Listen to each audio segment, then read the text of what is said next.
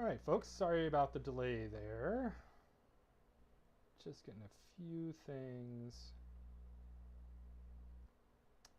sort of settled up here.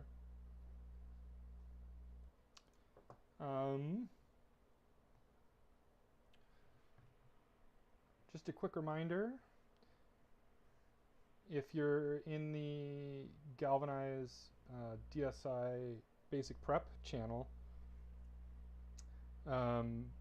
please feel free to post Python related questions within the scope of what we have on Learn. It doesn't matter whether or not they're from Learn.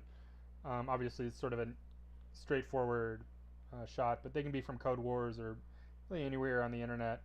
Just anything that we can kind of code on, and any questions you have, any Python questions you have, feel free to bring those to the table and pop them in the basic prep, and we'll go from there. Since I don't have any questions at the moment, I'm just going to mark this so I can actually see it on my phone here.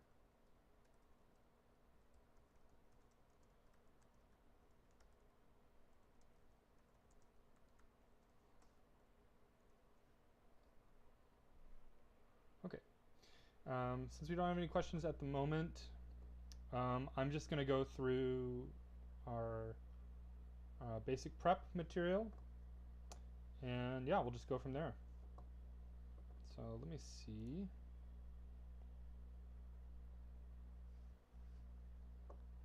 Okay.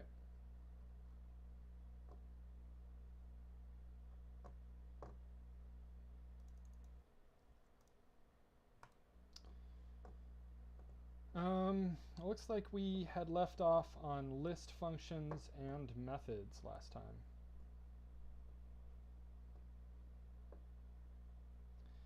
We talked about sorted and reversed. I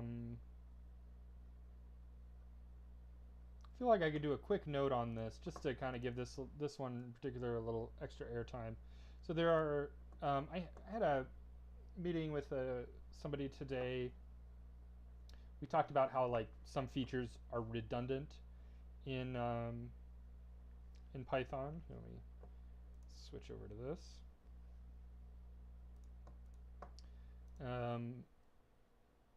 So there are multiple ways of sorting and reversing something. I have a preference, and you might make a different preference, or somebody might have like a different or different valid ways of doing these things. And my preference is based on kind of what's easy to teach to a beginner, and what's just going to work, what's going to give you consistent, just kind of easy to deal with results. But we'll talk about that. So let's just look at sorted and reversed. So sorted and reversed are going to apply to collection types, right? Or sequence types, right? These are types that are a collection of elements that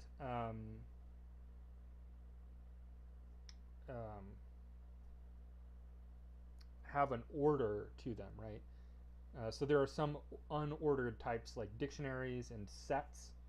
If you think about it, you can't really sort a set or a dictionary because, or you can't have a sorted set or a dictionary. You can sort a set or a dictionary, but what you end up with is not a set or a dictionary. It's a list, actually. It's always going to give you a list in return. And the reason for that is lists are a flexible type that has an order, and you need order to sort something. Like sorting implies putting things in a certain order. So let's just look at that a little bit. So let's just have a list. Oops, I got my caps lock on. List equals, and let's just do some random numbers here.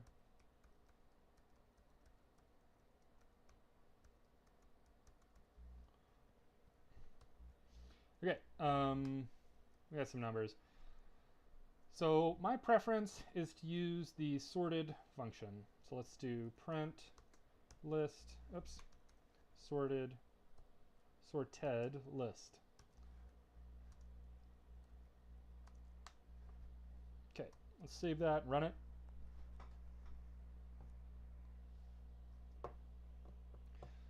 All right, so if we look at this, 0, 1, 2, 2, 3, 3, 3, 3, 3, 5, 7, 8, 8, 8, etc., right?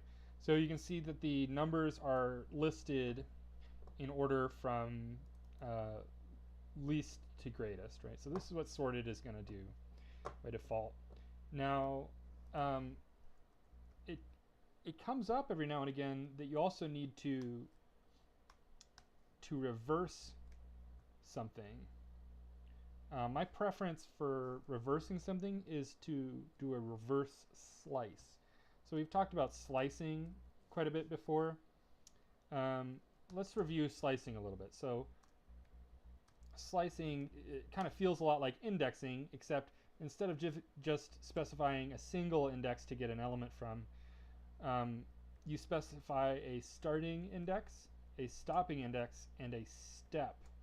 The step is not an index, it's just it's the how many elements you want to skip, right? And the way you can reverse something using a slice is you can specify the step with a negative number. And if I specify steps in -1, then it's going to start at the end and it's going to go backwards to the beginning. So if I don't supply a start index, it's going to assume that I want to start at 0 at the very beginning of the list. If I don't supply a step index, it's going to assume that I want to go all the way to the very terminal ending of the list, where the list terminates naturally. And just to be consistent, if I don't specify a step, it's going to assume that I want steps of +1, meaning that I start at the left-hand side and I move one element to the right and then one element to the right and then one element to the right, so +1. If I specify -1, it's without specifying a start and a stop, this is saying I want to start at the beginning since I'm not specifying a start. I want to stop at the ending since I'm not specifying an ending, and I want to move in steps of -1. So I want every element, because I'm doing in steps of 1, but I want negative, so I want to move backwards. And this is a de facto reverse. So this is my favorite quick and easy way to get a reverse version of a list. You can also do this lesson in particular. This covers the reversed method, or excuse me, the reversed function. Reversed. But watch what happens when I print this. Oops, I need to run it.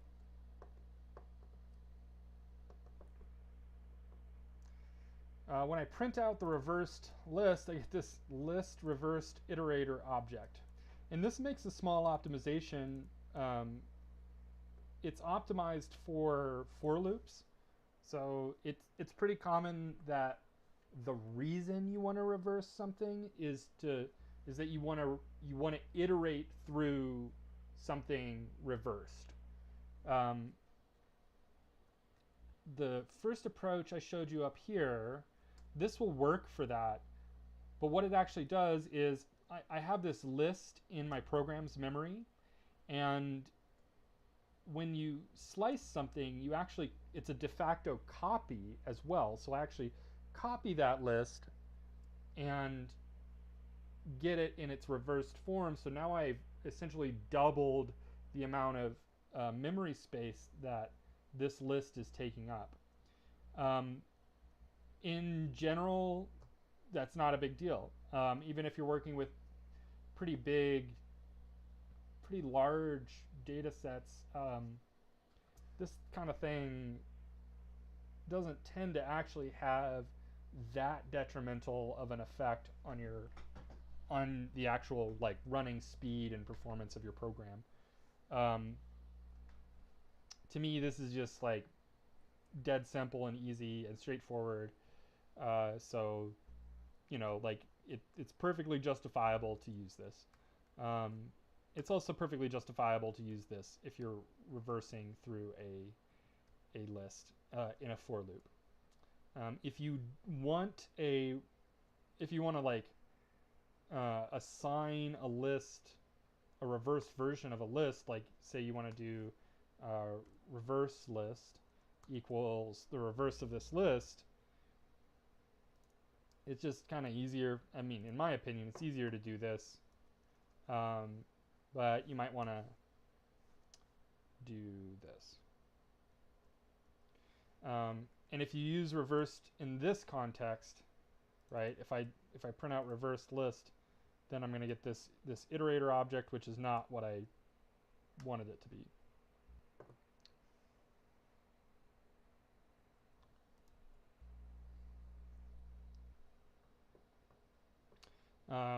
So we need to explicitly cast this as a list, right? So that's just something, you know, you can do it in the slicing way, and then you just don't really have to think about it. If you can just remember that when I want to reverse something, I just do : -1, do a reverse slice. Or you can remember the reversed and list functions together, right? Reversed is fine on its own if you put it in a for loop, but if you actually want to recuperate a list out of it, you have to explicitly cast it as a list. So either way is fine, but just something. All right, cool. Let's just touch on these again real quick. I know I already solved them. Given the following code, what would print to the console? So we have a list of 549310.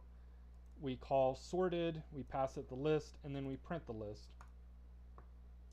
Our original list is 549310. The answer that this is going to give back is the same as the original list, and that's because sorted doesn't actually alter the list. It just gives me back the sorted version of the list wherever I called sorted, right? It doesn't actually alter the list.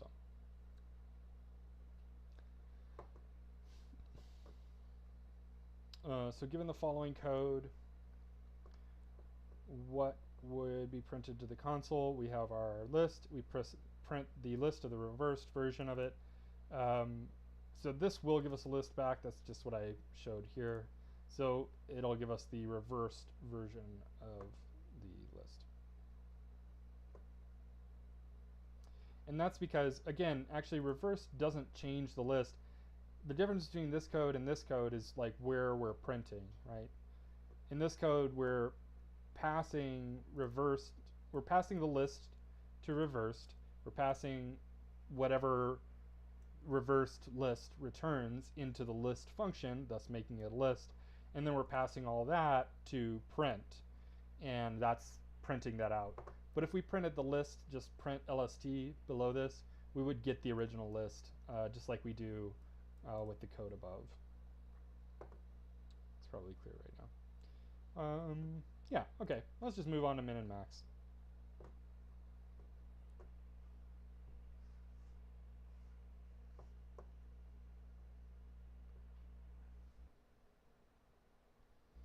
Cool. So we want to apply the min and max functions, or max and min.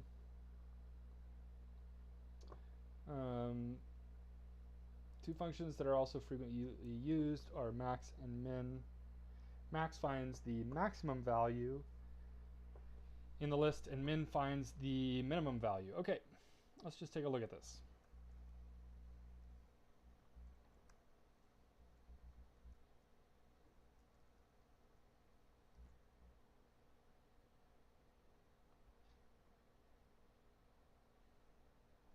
Cool. All right, so let's say I have my list. We'll just grab my list again.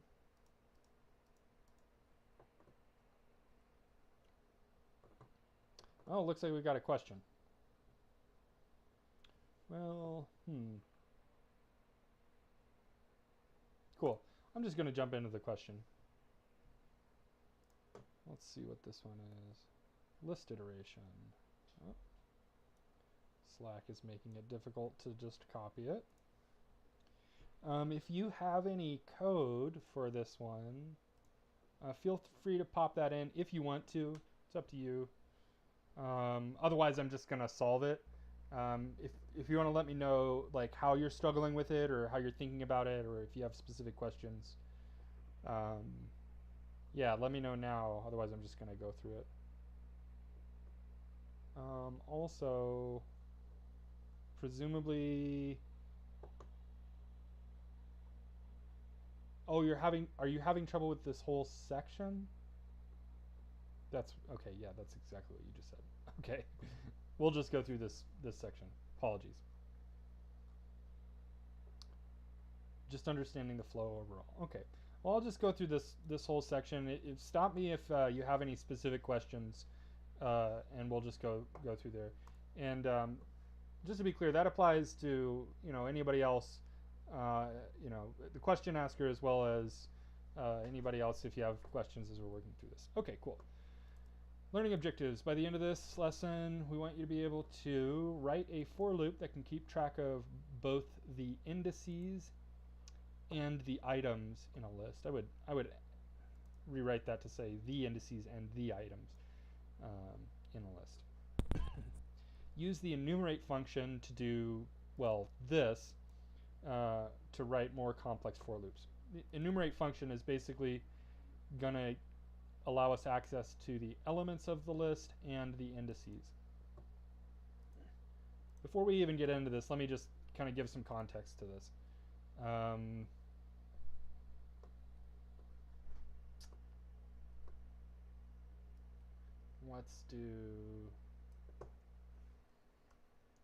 Let's see. Let's have a list of words. We'll say words equals a list of, actually I'm going to do this way. Hello there, fancy people. I don't know, this is silly, whatever. And then we'll say words list equals words dot split, and that will split the words on the spaces. Remember, if I don't pass anything to split, it's going to assume that I wanted to split on spaces. So that'll split that up into there, right? So let's just print that off, prove what I'm saying is true or false. Sometimes that's the case. What's going on? Okay, so there's our list. You can see we got a list of words. Okay. Good.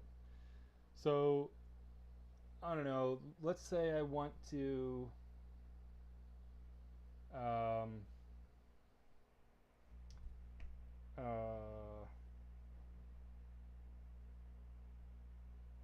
this is silly. I just want to print out the word next to the index of the word, right? So we'll say we'll do for word in words list print word. This will give me just word, right? Now hopefully this is a pattern that, I mean, well, I say hopefully, but if this is not a pattern that's familiar, that's okay too. But given that we're at where this is at in the learning material, I'm going to presume some familiarity with this kind of for loop. We just have a basic for loop. We're going through our list, which is our iterable in our for loop. We're creating an identifier for each element in the list. Since each element in the list is a string, which is a word, I'm going to call that identifier word, right? So the goal, again, was to print out the index next to the word in the list. So how do I do that? IDX, how do I get a hold of that index? So whenever I'm working on some code, I've got a for loop and I have the thought, I have the element from the collection that I need, but I also need its index. Immediately my mind goes to enumerate. enumerate. So whenever I have the element, but I also want the index, I go to enumerate. Now that changes the way I have to write my for loop a little bit, right? Enumerate, I have to obviously pass enumerate, but I actually get to specify two identifiers. And the way that enumerate works is the first identifier is the index, so I always like to call that IDX, or I, or you can call it whatever you want, whatever makes sense. And then in the next element that enumerate returns is the element from the collection that you pass to enumerate, right? The group, the iterable that you pass to enumerate, right? So it returns them as this pair. So I'm just going to call this pair, pane. Okay. All right. So let's just print out this pair first.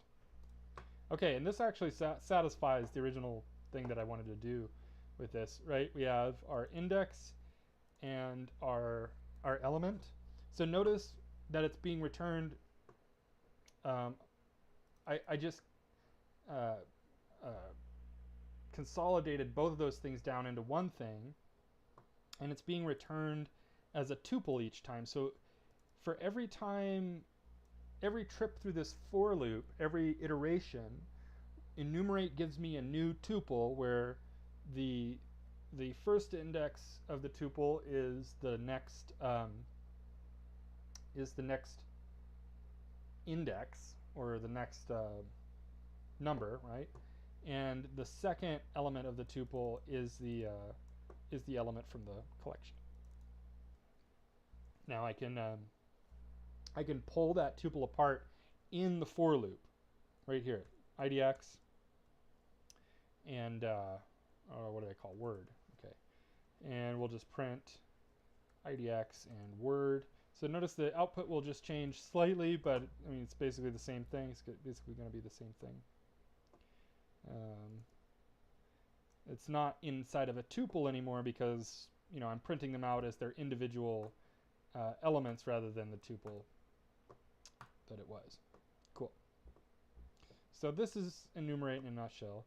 Maybe we could do something interesting with this, where we could do, let's do the length of the word to the power of the index. So we'll do len word to the IDX. And it's kind of vaguely useful. Or I mean, it does something, kind of. Cool. So we have hello, HELLO, so that's 5. The first time through we get 0. The index is 0, so 5 to the 0 is 1. And then THERE, that's another 5. 5 to the 1 is 5, etc. Cool. Let's actually go through this lesson.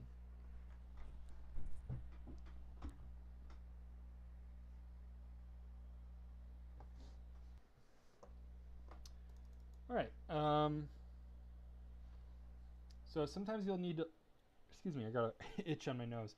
Sometimes you'll need a loop to loop through the items in a list to keep track of the index of each item.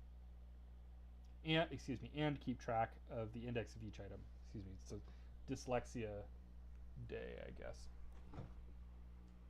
Turn on a little light.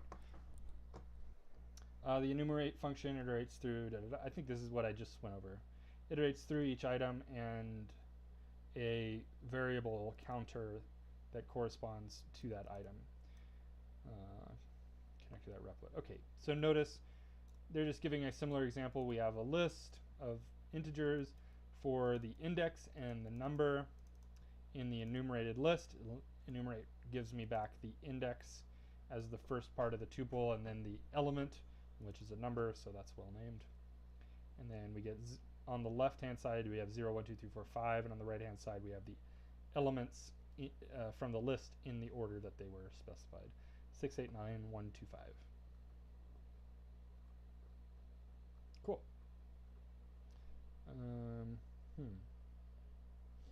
when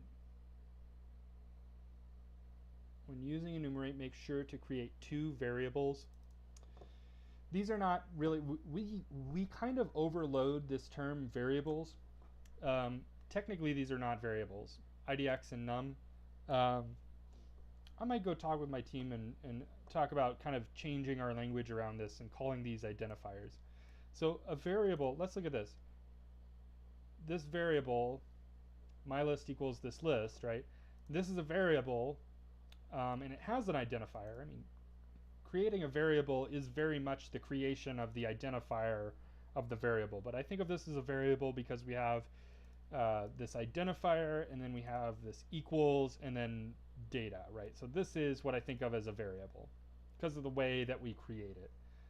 These are just identifiers that are created for the elements of this collection, this enumerate collection. And we're printing out the values at those identifiers. So they are similar to variables in that they are names, they're identifiers that that point to a value. They're pointers to their names that point to a value. But I always like to call these identifiers instead of variables just to kind of avoid the confusion. But if I say the word identifiers, you know that basically you can kind of think variable or the variable from a for loop. You can think about it that way. And this is also talking about that enumerate takes an optional second argument, which is where the enumeration should start, right? So I notice myself using it most to like adjust whether I'm starting at 0 or 1. But you can, I mean, you could start it wherever. You know, this is saying if we wanted to start it at -62, what happens if we want to start it at -62? Let's just do -70, so maybe that'll give us a kind of clear idea. Let's just do this. Print idx and word. We'll just do that.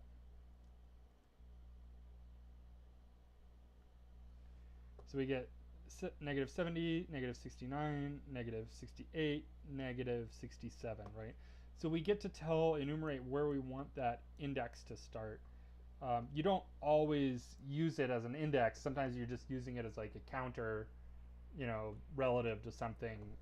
So you have something kind of, you have some sense of how deep you are in the list. Whatever. Basically, it's an index. Basically, you use it as an index. Cool. Okay. Of course, do stop me if any of this is not making sense or if you have additional questions. I know I said that, but I just want to throw that reminder out there. I mean, you know, that's what study halls are for, is so that we can, people can ask questions and we can interact on this stuff too. So, cool. So, what is a proper way to declare a for loop using the enumerate function on a list called LST? What is the proper way to declare a for loop using the enumerate function on a list called list, since it can be done with or without the start parameter?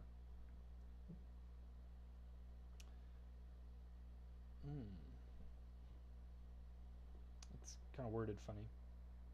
Okay, glad to hear it's helping. So let's look at this. Okay, so let's just look at each one of these. So for index and val in enumerate, 1 and list. So one thing I noticed right off the bat is that the 1, well, that could be my start value. The problem is that it's the first argument, and if we look here, wherever, when we specify the start, that comes after the word, or the iterable that we go through. So that should be its second argument. So in this case, it wouldn't be valid because its arguments would be reversed. So that's invalid. Here we have for val in enumerate len list. Here we have the same problem. We have another problem too, but we also have a similar problem where the argument being passed for the list is actually the length of the list, which is an integer, which is not iterable. Enumerate expects, as if you pass it one argument, it has to be something that enumerate can iterate over, so it can give you back something that you can iterate over. So you can iterate over enumerate. So here we're passing a length of the list. Len returns an integer. We pass that integer into enumerate, and enumerate's not going to know what to do. The other problem is less severe. It actually technically will work, but it's bad form, and we explicitly covered this up above where it said always, or yeah, it said don't forget to add a second identifier, or a second variable is what it said. And this is only creating one identifier, val, for the element, presumably the element in the list. This will technically work. Val will be a tuple that includes the index and the value. You could use that tuple and just index into it, index 0, val sub 0 for the index, and val sub 1 for the value. But if that feels confusing, then yeah, I mean, it's confusing. So that technically would work, but it's just not the form that we want to do. Let's look at this. Okay, so for IDX and val, good. This is good so far. We have IDX and val in the correct places. We have both of our identifiers, and they're named reasonably. In enumerate range list, this actually will work. Let's run this though. I'm just gonna we'll just do this list. Actually, let me copy this real quick. Come down here. Get rid of all these words.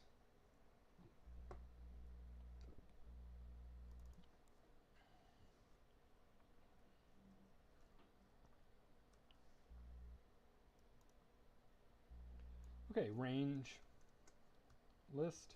Let's just look at this real quick.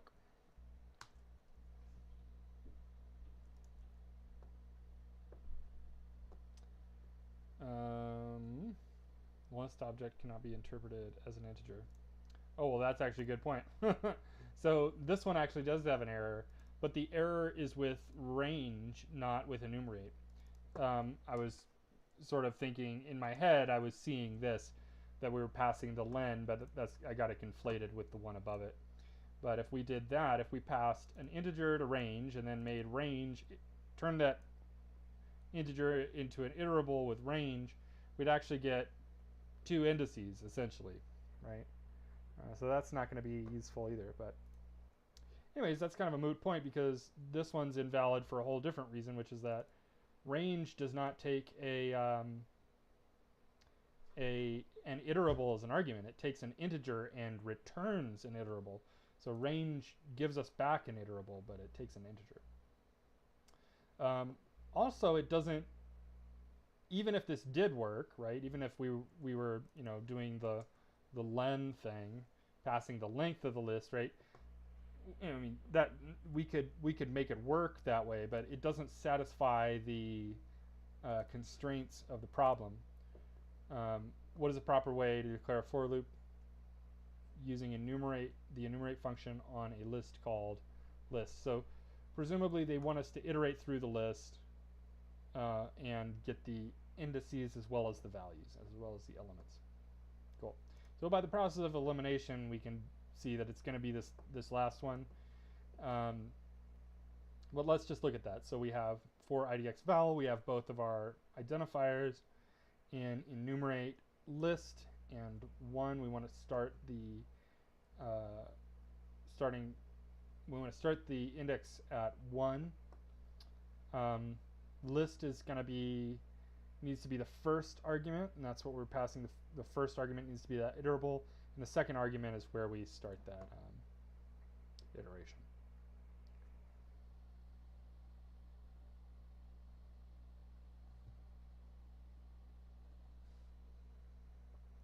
Choice D, yeah.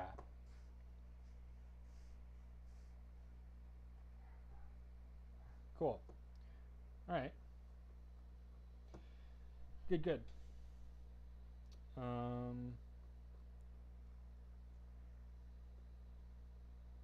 All right, we have a request to do the last problem here, but I'm just going to do this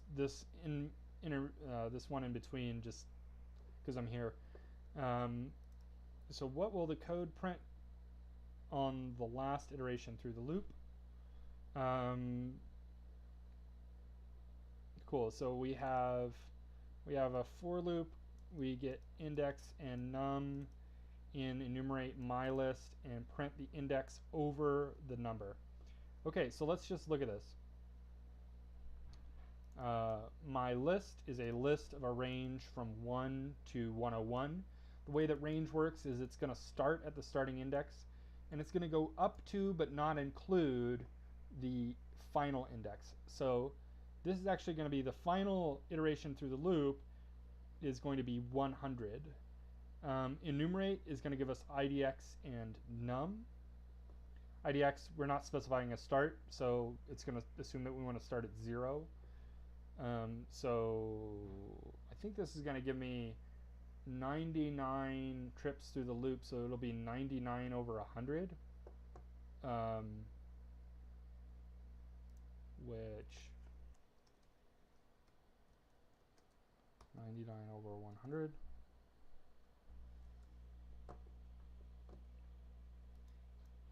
That's going to give me an error, because of course it is.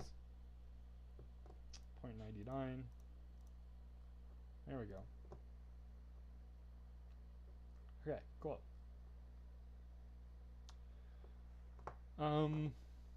Cool, so write a function called altseries. You know what, I'm just going to do this all in the text editor.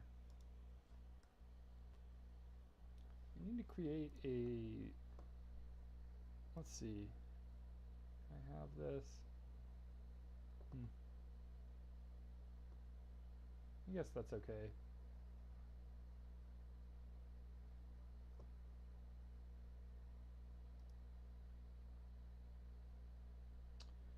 Yeah, let's just do this. Let me just clean this up real quick.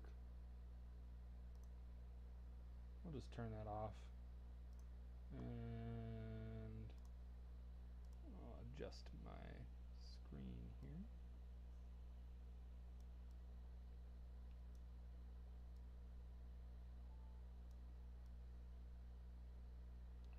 Stuff down there. Is this okay? Is this alright? That looks too huge somehow. Oh yeah, that's way better.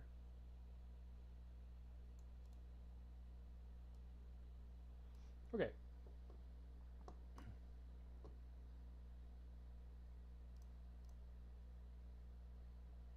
Cool. Just wanted to get that sorted real quick.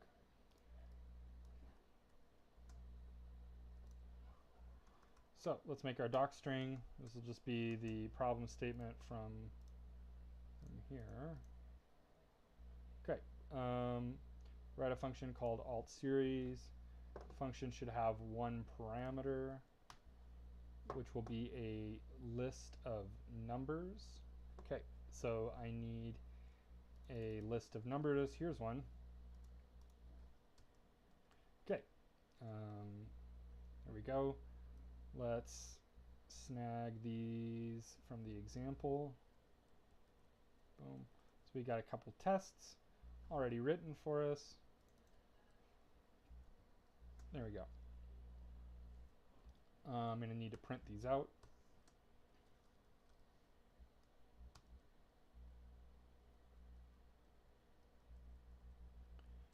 Just get a little space in there so we can kind of see. And I'm just going to get down as much as I can. Def altseries takes one argument, which is a list of numbers. NumList seems like a good name for a list of numbers. And then we'll just pass, and I'll read the rest of this. Okay, write a function altseries takes a parameter, list a number. The function should, okay, here's our description.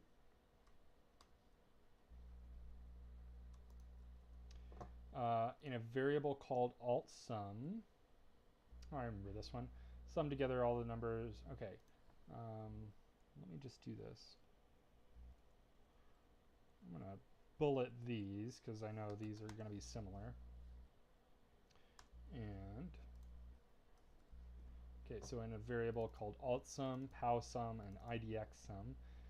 So this is just describing 3 different variables that it wants us to do something with. So I'm just going to copy those, paste them in, and we'll just say, I think we can just start all of these at 0. I think that'll be fine. Okay, a variable called altsum, sum together all the numbers in the list where the values with even indices are added and the values with odd indices are subtracted. Okay, in a variable called powsum, sum together the result of raising each value to the power of its index, and idxsum, sum together the result of raising each index to the power of its value. So the function should return, I'll just say return, these 3 variables in order altsum, powsum, idxsum. Well, that's pretty handy. I'll just copy that and return. And in fact, I think what I want to do is we'll just do this.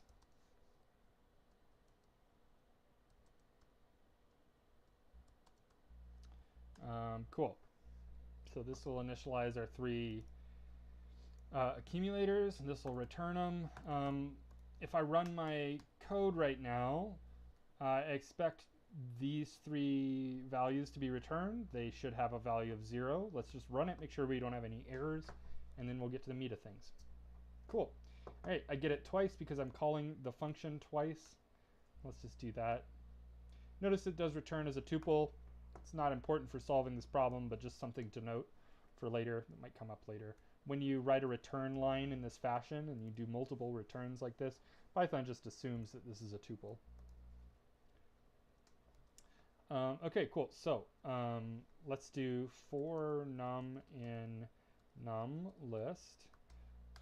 We need the index, remember, because we're going to be raising the num to the index and the index to the num, right? So I'm going to need to enumerate.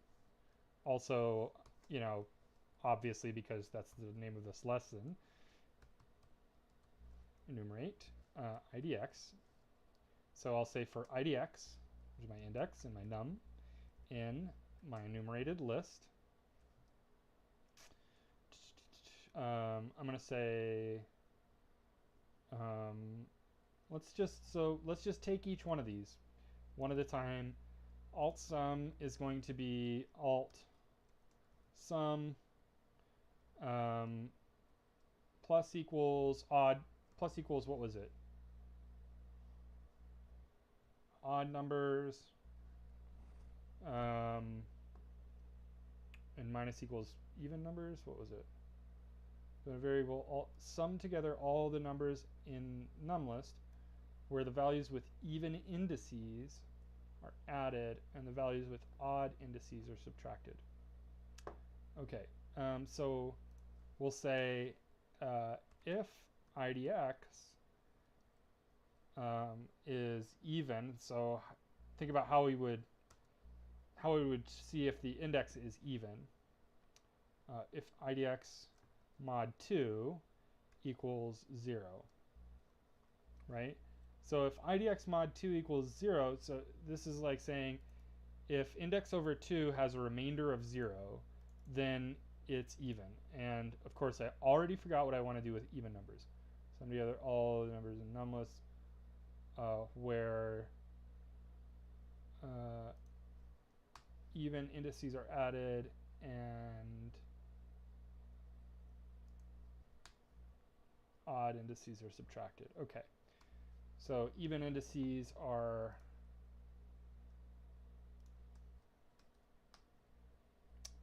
added. So this says idx is even, so we'll say idx altsum plus equals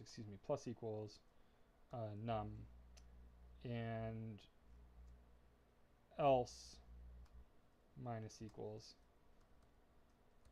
right? Because if it's not odd, or if it's not even, it's odd. So we'll just say else altsum minus equals num. Cool. I forgot to read this note here. So recall that in order to return multiple values from a function, you can simply separate them with commas. Yeah, that's what we did. Okay. So let's check this out. Okay, so notice my expectation for altsum was 4 and then 0, but I got -4 and 0.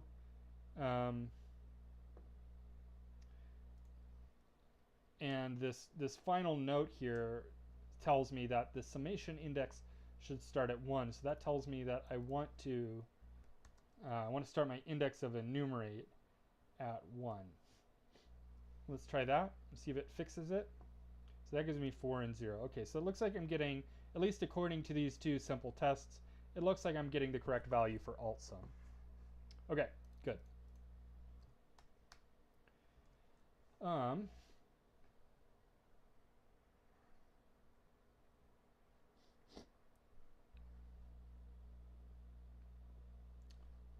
Excuse me 1 second, folks.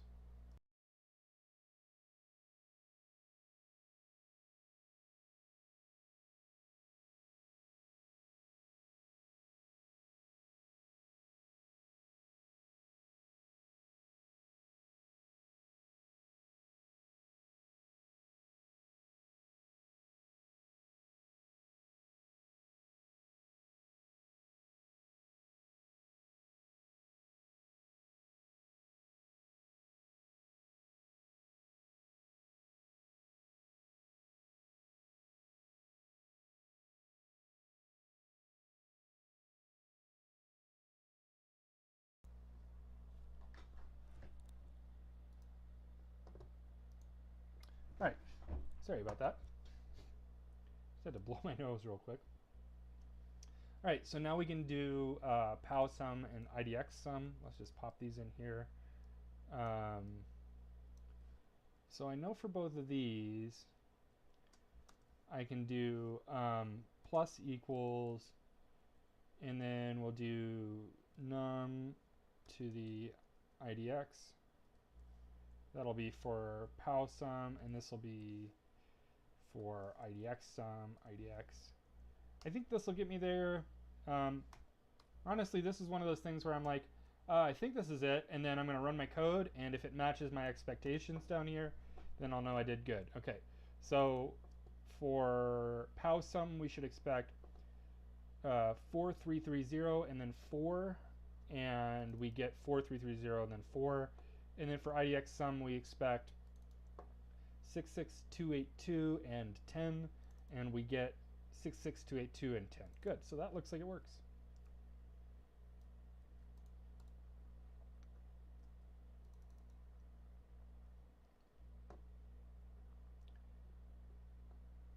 All right, let's test it out. See what happens. All right, cool. So yeah, let's see what their suggestion was. Same sort of thing, altsum, pow sum, idx sum, initialized at 0. I did that in a syntactically different way, but it's the same thing. For idx and val and enumerate nums, which is our list, starting at 1. This tells us idx mod 2 equals 0, tells us it's an even number. In the case that it is even, we add the value to altsum, otherwise else we subtract it. Pow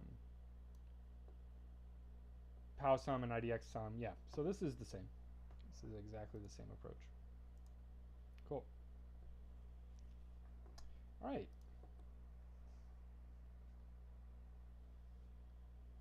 Oh, it totally just deleted my question there.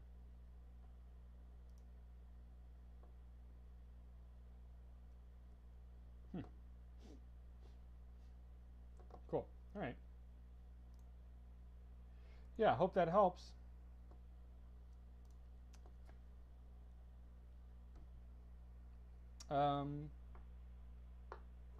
I'm going to call just a brief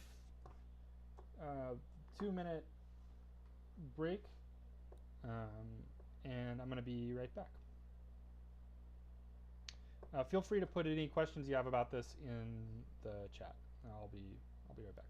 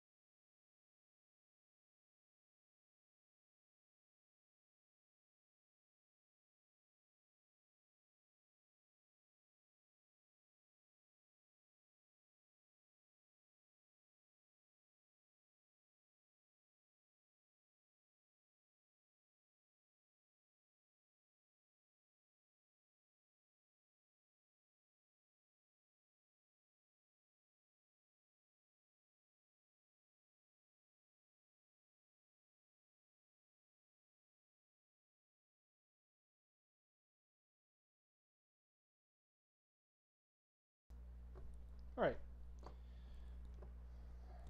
Cool. Looks like everybody's set. So I think we can just jump back into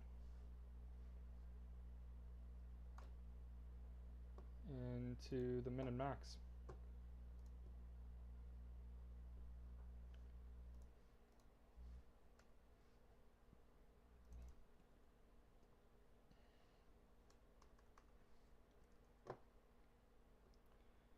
All right. Let's get our min and max. These are good functions. They're very useful functions. All right. So let's say you probably tell where this is going regarding min and max. Well, let's just try it out. Min takes a list or collection of numbers.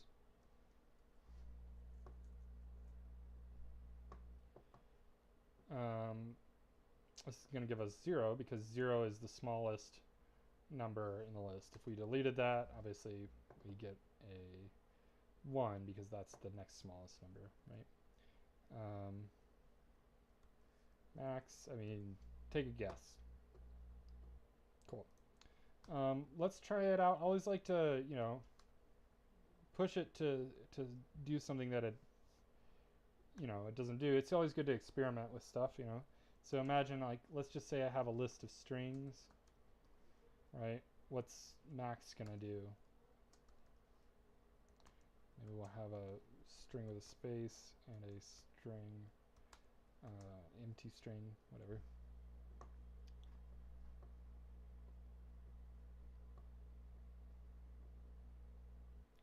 I genuinely thought that that was going to give me an error. Well, that's just completely fascinating. Is it always just okay? Huh. Max works on a list of strings.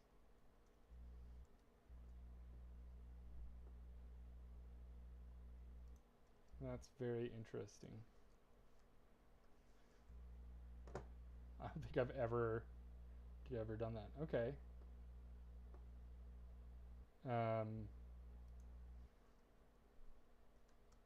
Let's try this. I have a suspicion. Okay.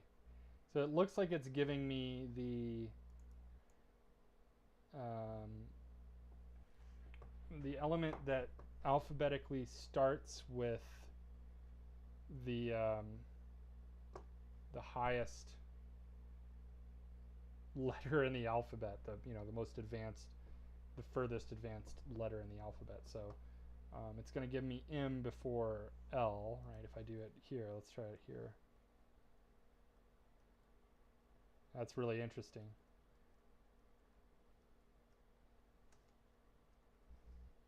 Huh. I wonder why they did that.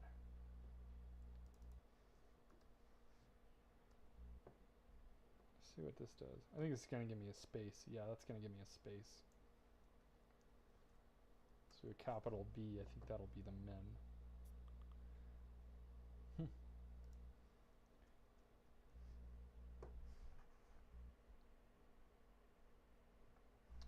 Cool. All right. So that's some interesting behavior. So evidently min and max will work on a list of strings. So you learn something new every day.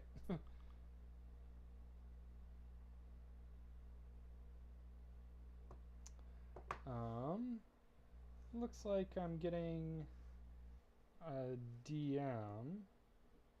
Hold on. Sorry. Let's see if this is study hall related.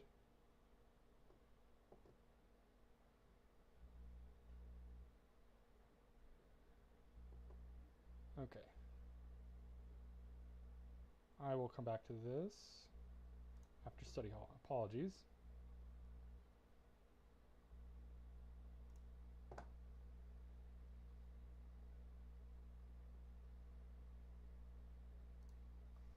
Okay.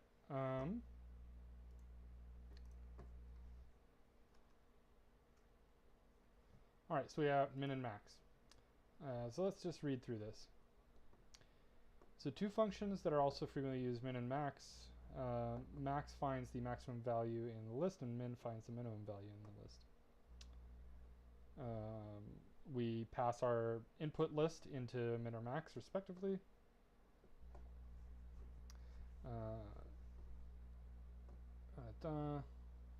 I'm interested to see if it says anything about working with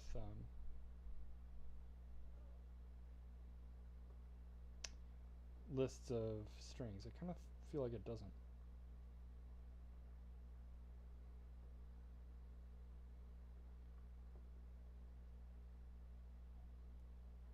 Okay, cool. I think this is just talking about lists of integers. I just decided to give this string example kind of on a whim. I had no idea it would behave that way. To be honest, I've never used, obviously I've never used min and max on strings, and I don't think it's that important, but if you want to go investigate that further, I'll leave you to that on your own. So given the following code, what would print to the console? So we have our num list and our max of num list. So we got 3, 5, 1.9, 7.3. Well, it looks like 7.3 is going to be the largest number in the list. So I'm going to put that. Okay. And then the min. So we got -5, 13, 2, -4 is 1 and 0. So it looks like -5 is going to be the smallest number, the most minimal number in the list. Cool.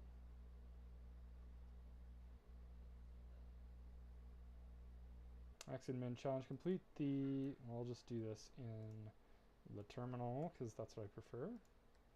All right. Well, or I mean text editor, not terminal. Complete the diff max min function.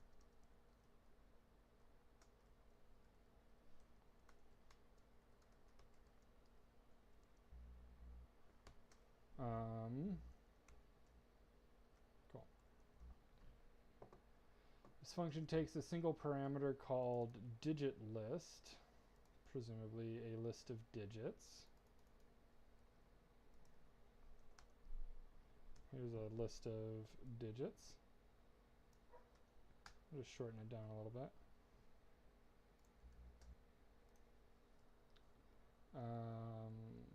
List, we'll pass it list. Function takes a single parameter digit list. Oops. Function should find the max of the list and the min of the list and return the difference between them. Okay. So return max digit list minus min digit list. Oops. Okay, cool. So max is going to return the number that is the max, and then we're going to subtract the number that is the min from that. Cool, let's see what we get. Suppose it should be 9 minus 1. This is going to be 8. That makes sense to me. Great.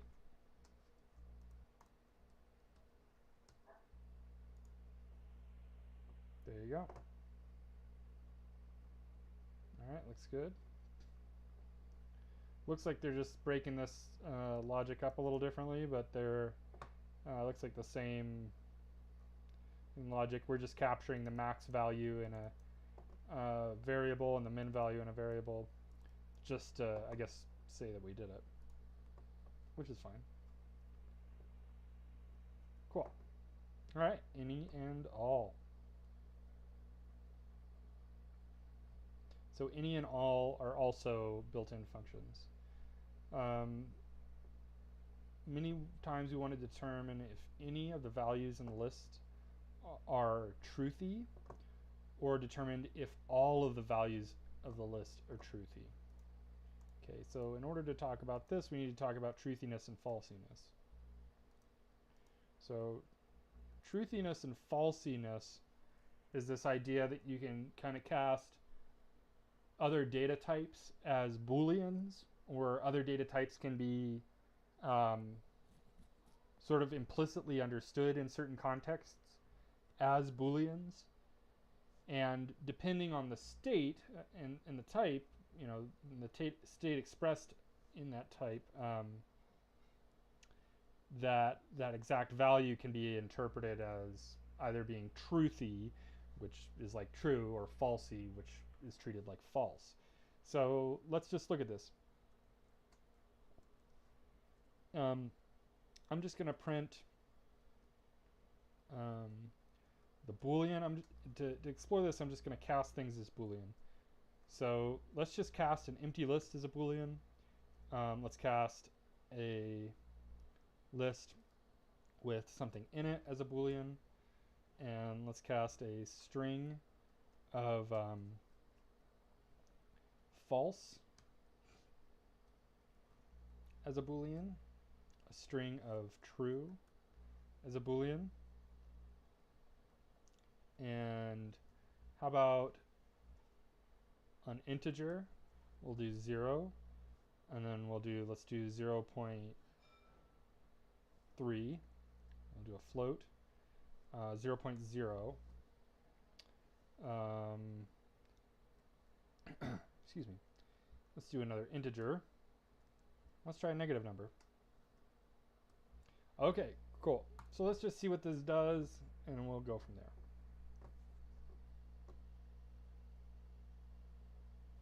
So I wonder if I can just do this. Well, I kind of got a whole bunch of output here, but let's see if I can kind of reconcile this real quick.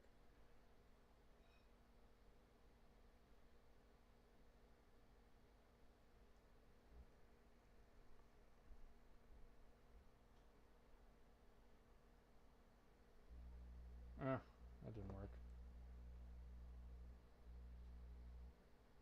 Okay. Well, I'll just do it this way then.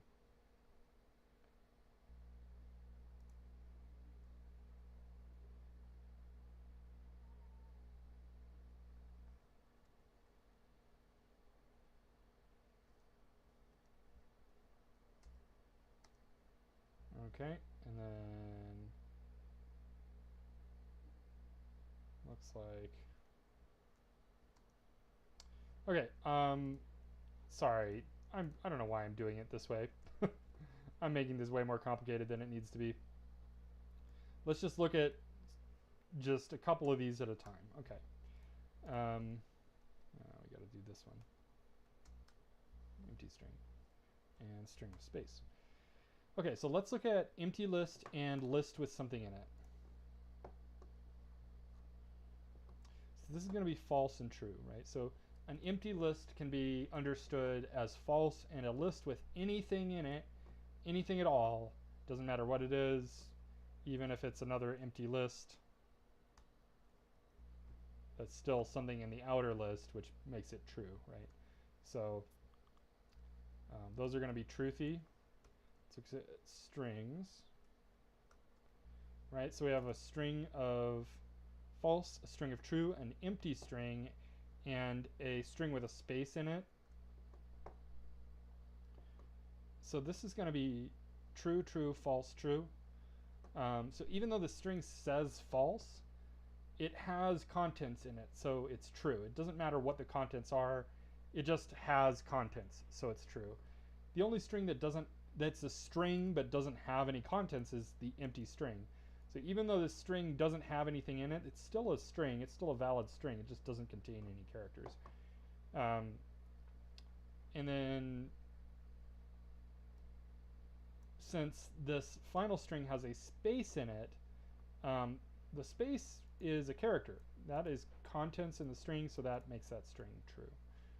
So you can probably kind of see where this is going. Let's look at numbers.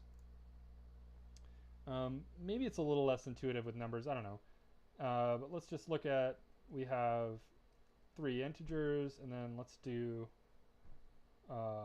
another float here. Let's do negative 0.3 and negative 3.3.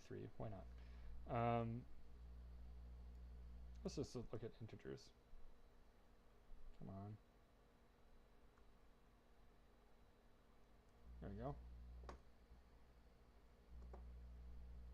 So 0 will be understood as falsy, whereas any other integer is going to be understood as truthy. Even if that integer is negative, it's still going to be truthy. So notice how we get true for negative 4. And yeah, so negative number or positive number, as long as it's not 0, is going to be truthy. Same thing with floats.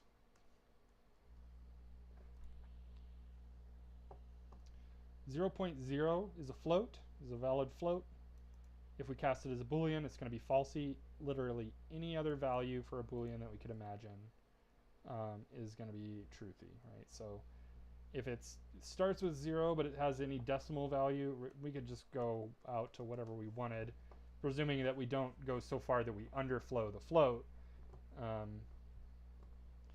But we can go however far we want within that bound, and it's still, since it's not 0, it's going to be truthy. So that's truthiness and falsiness in a nutshell. Okay, cool. So that's not what we came to talk about. We came to talk about any and all. So any and all, let's grab this list again. Any and all will tell you if any or all of the elements in a list or whatever collection you pass it are truthy or falsy. So if I say print any, this is like saying, are any of the values truthy in list? And let's do one for all too.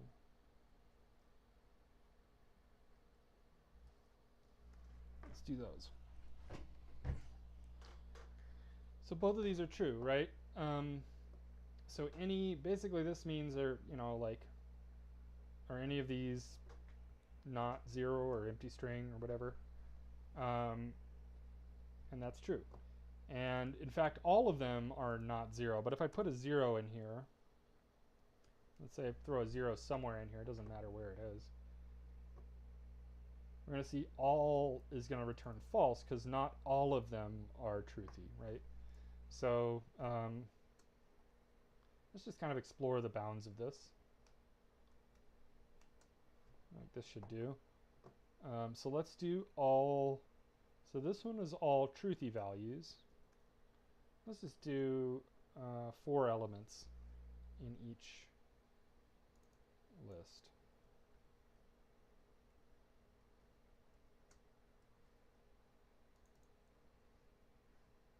Oops. Nope. Oops.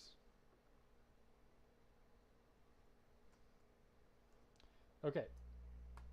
We'll just do a few elements in each one. So these are all truthy.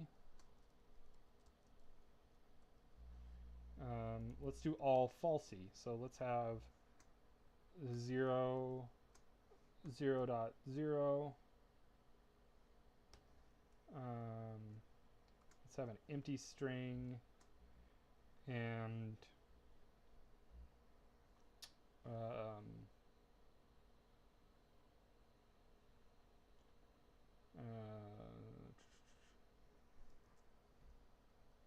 well, false is falsy.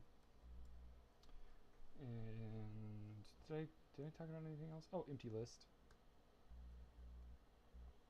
We could do empty dictionary too. Let's do that.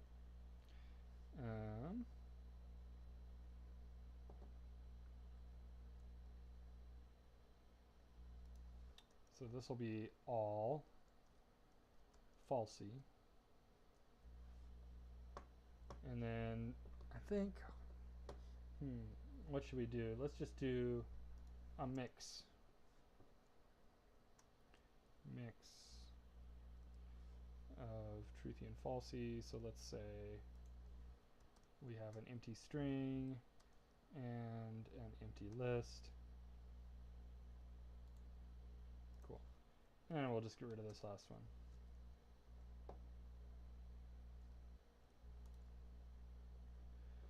Okay, so when they're all truthy, any and all both return true.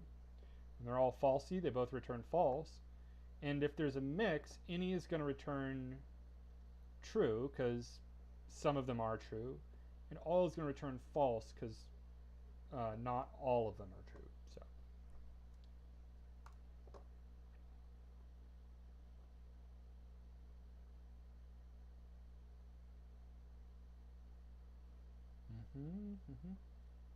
okay.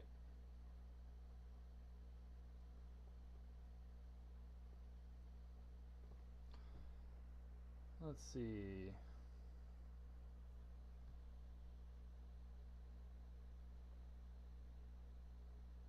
Not seeing anything that's jumping out at me here.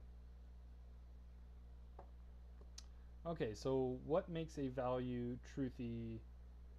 A truthy value? A non-zero number, yep. A non-empty string, yep.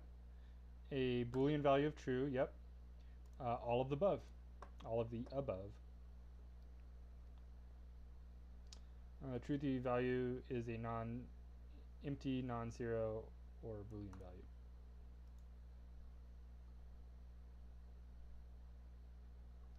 Cool. So given the following code, what would print to the console? So we have our string list, which is just a list of strings. Any string list, so any is going to give me back true if any of them are true. Let's see, A, B, and C are not empty strings, but this last one is an empty string. So since there are some values in here that there's one or more values in here that is not a falsy value, then any will give me true. Given the following code, what would print to the console? It's the same thing except we're using all. Since they're not all truthy, we're going to get false. Cool.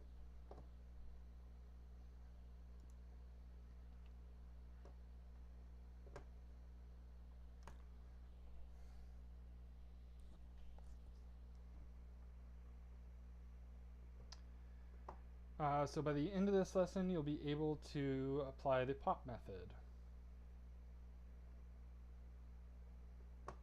Pop method, okay.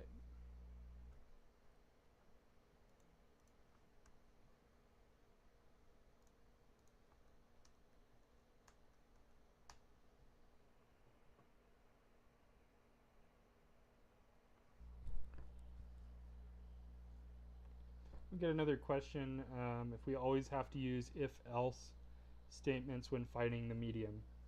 I'm not exactly sure where this question is, like, what the thought behind, that's inspiring this question, but I don't know.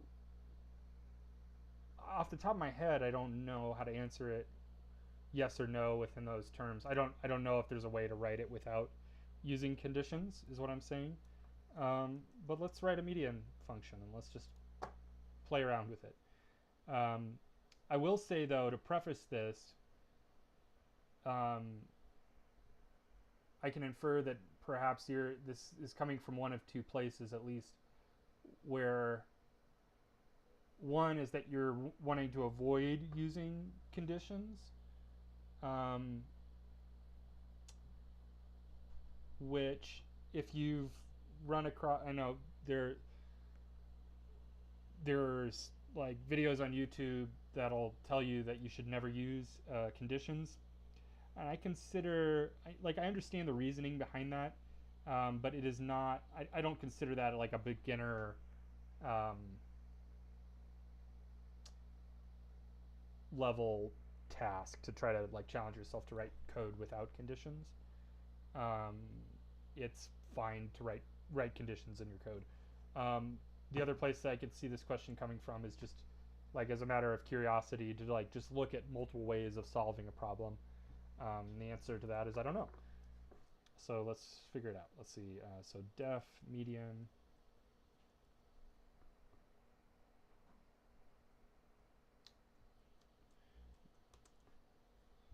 We'll take in a list, and let's grab this list from up here. Where is it? Here's a list. We'll just pass for now, and let's see. The median is the middle value, so we'll say print median.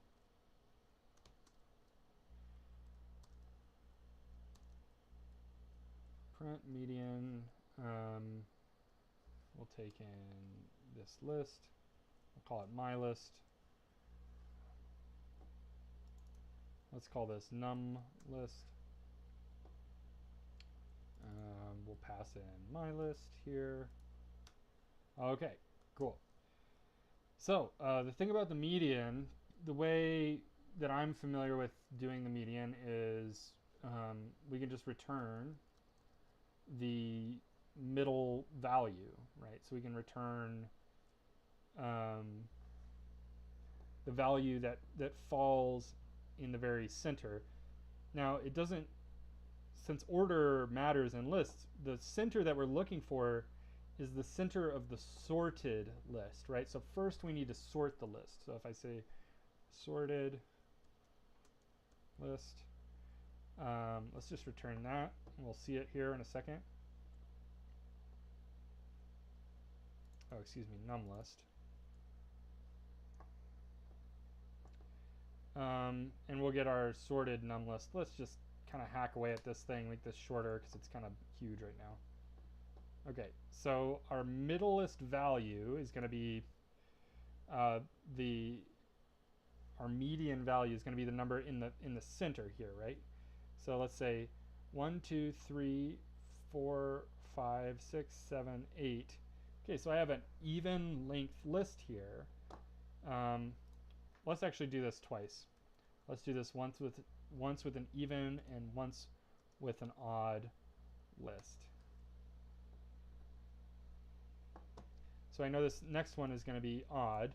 So if I count 1, 2, 3, 4, 5, so there's my middle value.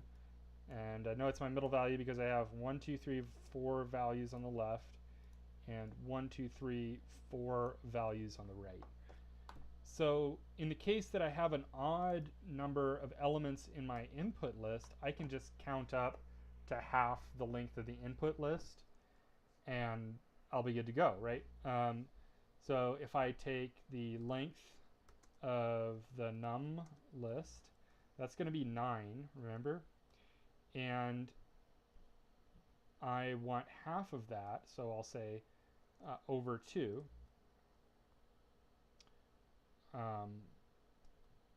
And I can use this, remember, so 9 over 2 is going to be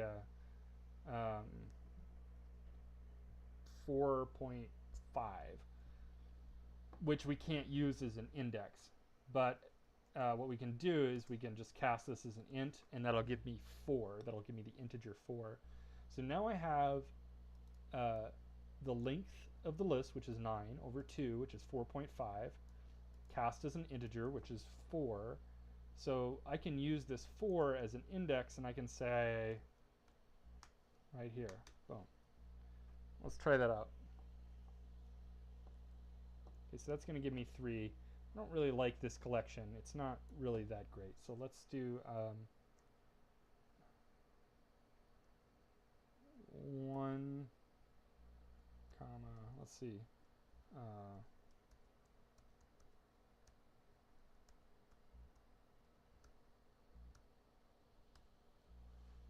1. Let me just make sure real quick. 2, 3, 4, 5. I'm missing a 6. I have 2 7s. 6, 7, 8, 9. Okay, good.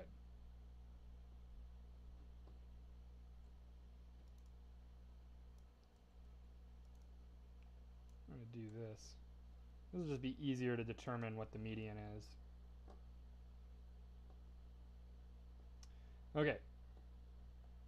So for an odd length collection, it's kind of easy because I can just get whatever that middle value is. And if I look at the sorted version of this, I would have 1, 2, 3, and 4. Then I'd have 5, 6, 7, 8, and 9. So I have 4 on either side of 5. 5 is dead center in the middle. The index that 5 would be found at would be 0, 1, 2, 3, 4, right? So it's the 5th element, it's the 4th index. The 5th element, the 4th index. So dividing the length of the list by 2 and casting it as an int gives me 4. So this is going to work for even, for odd length lists. The problem is, what about if our list is even? What do we do then? Well, there are multiple ways of handling this. The way we do it in our material, actually, I'll just put this 2 back. Get rid of this 9.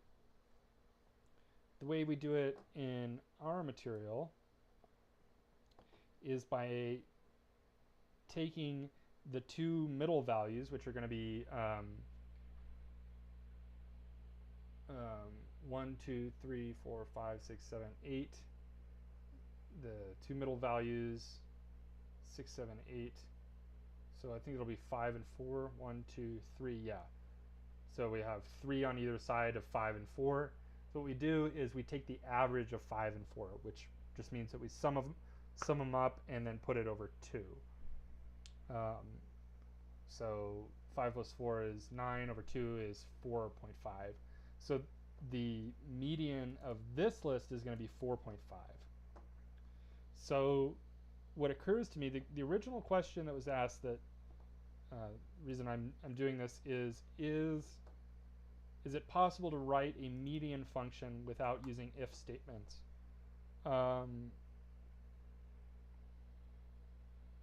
Probably, but I don't see why I would avoid it here. It's the easy thing to do is, to say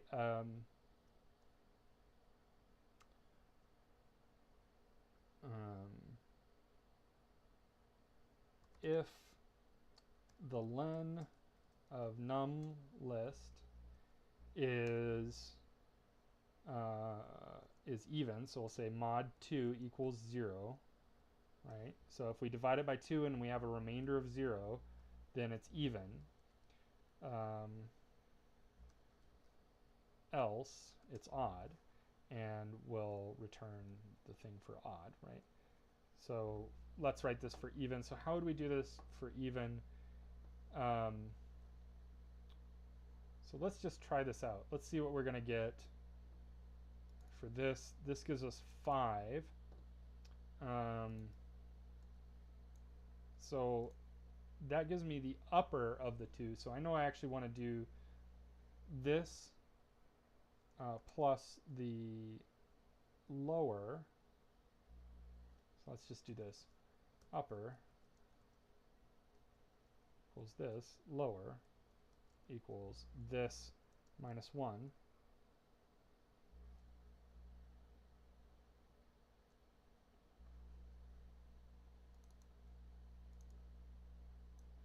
And then we'll return upper plus lower. We'll put that in parentheses and put that over 2. And that should give us 4.5.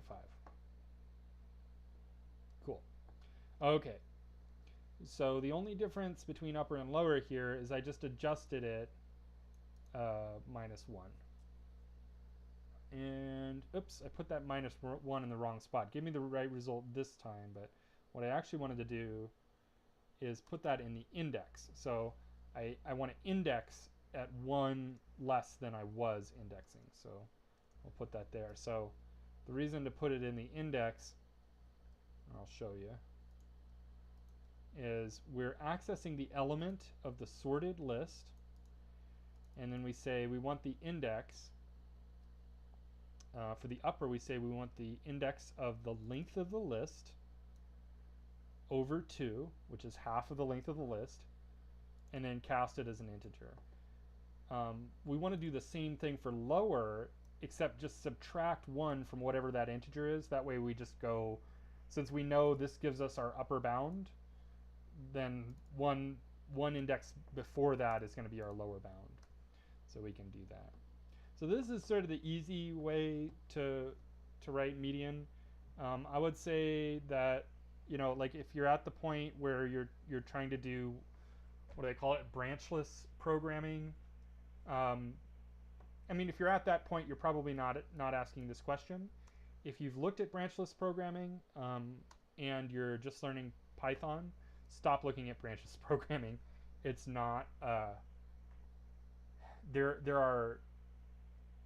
are good justifications for branchless programming in basically other languages where an extreme level of performance is required or necessary or desirable. In the case of Python, it's just, I don't know, it's not really set up for that kind of thing. So I wouldn't worry about that too much.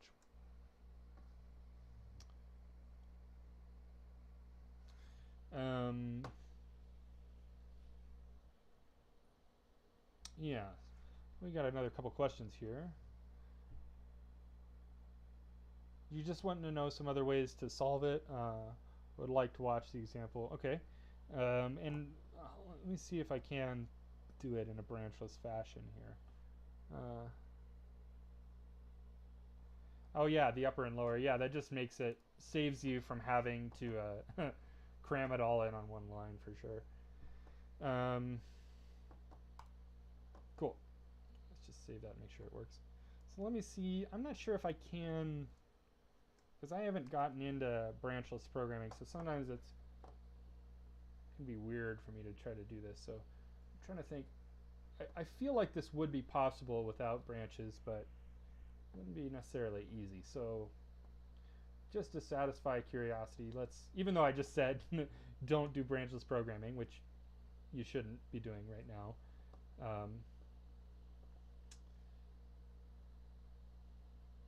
I am still curious to see how I would do this. So let's see. I would want to, I think what I would want to do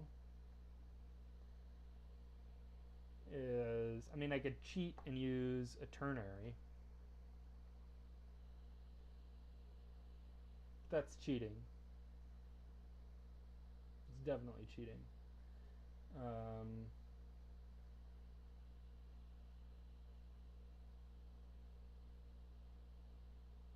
I think I could take the. Hmm. Now, um, yeah, that's okay. I might go through this and solve this in a branchless fashion just for fun uh, later, but I don't necessarily want to solve that on stream at the moment because that's a style of programming that I'm not that I don't do every day, so it's not doesn't come quite naturally yet. We're also a little past our usual stop time, so I think this is a good place to wrap up. Um, this has been a fun study hall session. So yeah, I look forward to doing more of these. I think our normal schedule is gonna pick back up.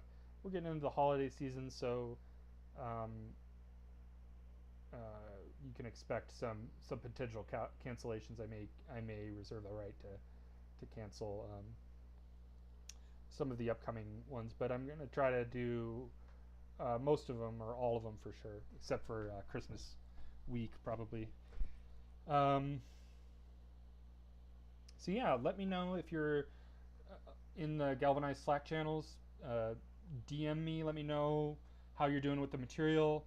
I'm open. I have a lot of availability in the coming weeks for one-on-one mentoring.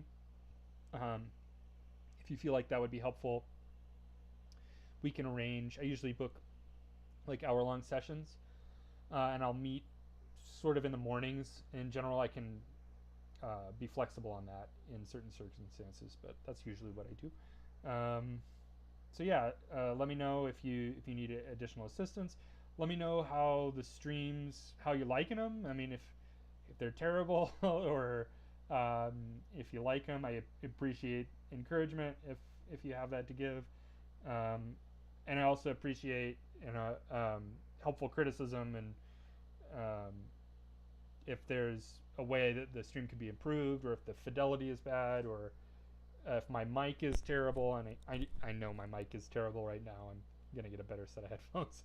Um, but if there's any other issues, don't hesitate to just DM me and let me know. Like, hey, I think the stream could be better if you did such and such. But yeah, looking forward to doing more of these, and yeah, I guess we can just wrap it up there. So have a good rest of your evening, and if you're starting premium prep, I'll see you in about an hour and a half. Have a good rest of your day.